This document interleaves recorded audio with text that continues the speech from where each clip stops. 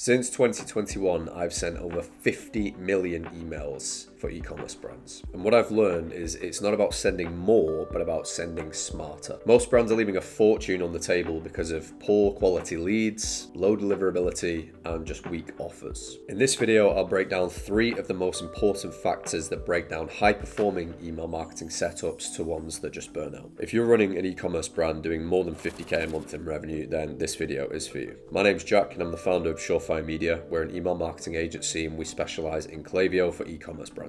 What I'm about to share with you is not just some generic stuff that you can find on Google or ChatGPT. These are tried and tested strategies and techniques that I know for a fact will help you to improve your email marketing. So let's dive in.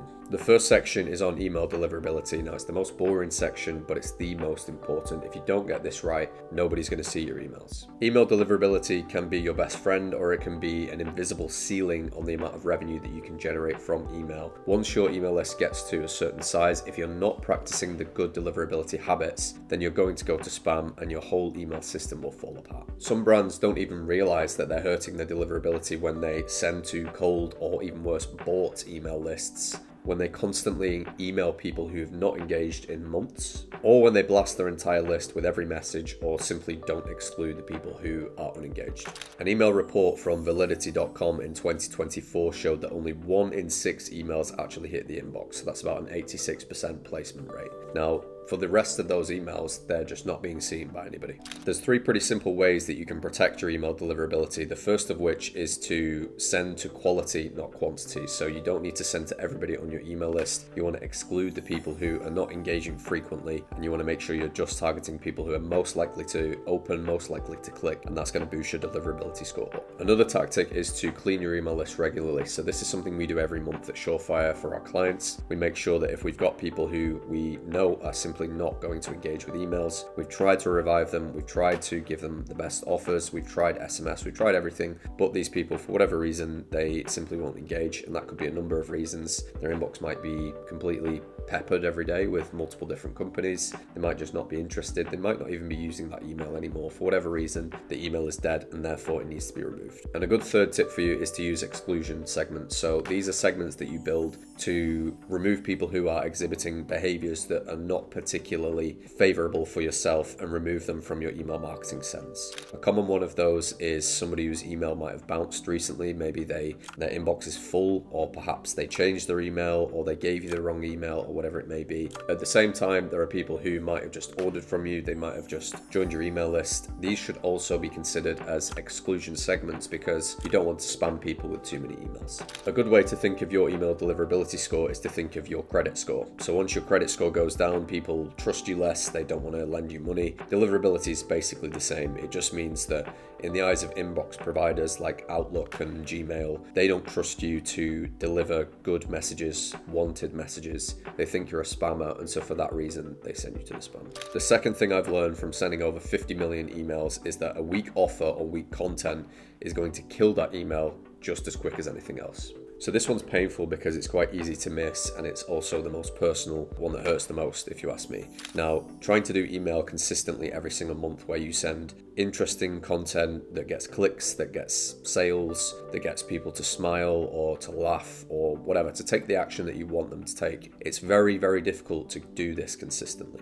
So you can spend hours building the right email, writing the right copy, building a beautiful design, but if the offer or the content of that email for whatever reason is boring, it's just going to fall flat on its face, unfortunately. For this reason, most brands tend to default to discounts, right? Because it's the easiest way to get people to convert, and so that tends to be the easy fallback that brands take in order to produce sales. They tend to rely on these discounts. This is okay in the short term, very bad in the long term, because after 6 months, once you've sent your millionth discount, people are desensitized to them. They don't take them seriously. They know you're going to be on sale again next week, and so they become in no rush to buy, and you just kill your reputation, your brand, and your list. So actual high performing content that we've seen is not just sending one specific type of content, and certainly not shying away from discounts, but instead having a well-defined content strategy where you split up the content that you're sending into a certain percentage. So maybe 30 or 40% of what you send is educational, another 20 to 30 might be product focused, another 20 of that might be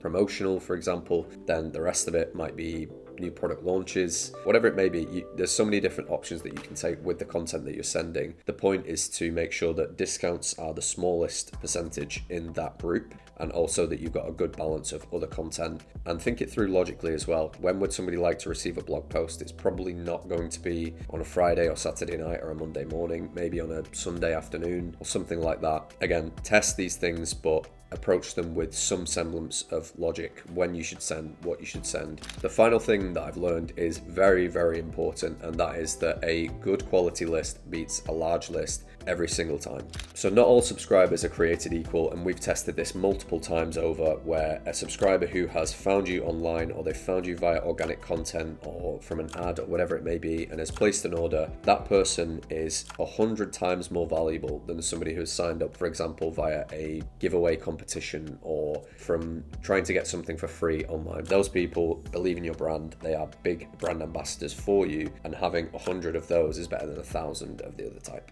So the key thing here for you to remember is that the traffic source of where that subscriber came from, where they join your list, it really matters. Don't look at which traffic source is bringing in the most amount of subscribers, but which is bringing in the subscribers who actually make purchases. Some common mistakes that I see from brand owners who are trying to get the most out of email, but they're actively sabotaging their own performance, include these. The first mistake is oversending to unengaged subscribers. Now, I know that you've worked hard to build the email list that you've got, and it sometimes feels difficult to get rid of maybe 10-20% of your email list because it's a large chunk of money that you've paid to get those people. They could be potential buyers again at some point, and there could be a lot of potential revenue coming in if you keep those 10-20% of people. The second email is what I've already mentioned, which is relying too much on sales. Again, if you constantly send sales very predictably every single week, or even worse, every day, I've actually seen that before, over time, you're just going to cheapen your brand. You're building a relationship with these people on your email list. And if your side of that relationship is telling them that they can get a discount whenever they want and that they never have to pay full price, first of all, they will never take your brand seriously when there is a discount. And whenever you try to send scarcity or urgency-based emails to say that the discount is ending, nobody cares, nobody's panicking. They know there'll be another discount in a couple of days. So don't do that. Only use them in moderation. More so, try to generate sales with email by relying on your product benefits, your brand benefits, building a cult following, and then use those sales as a kind of way to seal the deal for anybody else who still hasn't purchased. Third and final thing that I see, the mistakes that I see, is treating all the leads the same. So I've mentioned a few times in previous videos about treating people as if they've just walked into your digital store for the first time. If it's a first time customer, you wouldn't speak to them the same way that you'd speak to somebody who comes into your store every week, asking them how's the kids, how's the house project, the new job, or whatever it may be. The person who comes in then for the first time, you want to introduce them to the store, show them around, help them find something, help them to realize that you are the store for them and that you do have what they are looking for. And the way that you do that is through your campaigns, by segmenting, making sure that people who are non-customers receive more informational based stuff, maybe more promotions than usual to get them over the line to become first-time customers. And then people who are customers, you want to treat them with like they're more close friends.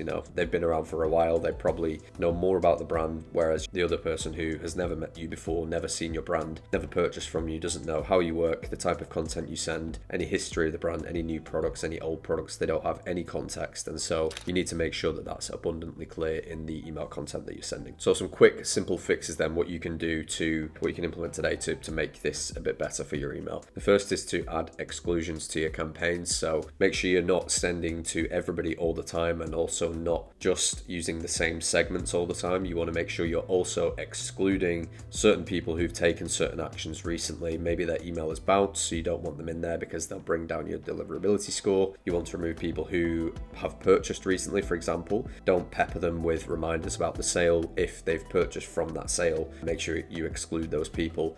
The second is to make sure that you're properly segmenting your email list. So in the description, I'll put a list of all the segments that we use. You can use that to make sure that you're actually segmenting your emails properly and also excluding people who shouldn't be receiving certain emails. And the third is to reframe the offers that you put into your emails. So you don't need to constantly send sales. You don't need to give discounts all the time. You don't need to do 2 for 1. You don't need to do anything like that. Instead, try selling with some actual product benefits. Lead with benefits. Try and convince that customer why they should buy it without giving them any kind of discount. And then when it comes to actually running discounts in the future, not only will they be more effective, but you'll realize that you don't need to rely on them to make sales. You can instead rely on the brand you've built, rely on the product that you've developed by simply solving a problem, not just giving them free money. So each of these things will unlock some long-term growth for you without having to add more work and without cheapening your brand. If your email results are still underwhelming, you don't need to work harder, you just need to work smarter.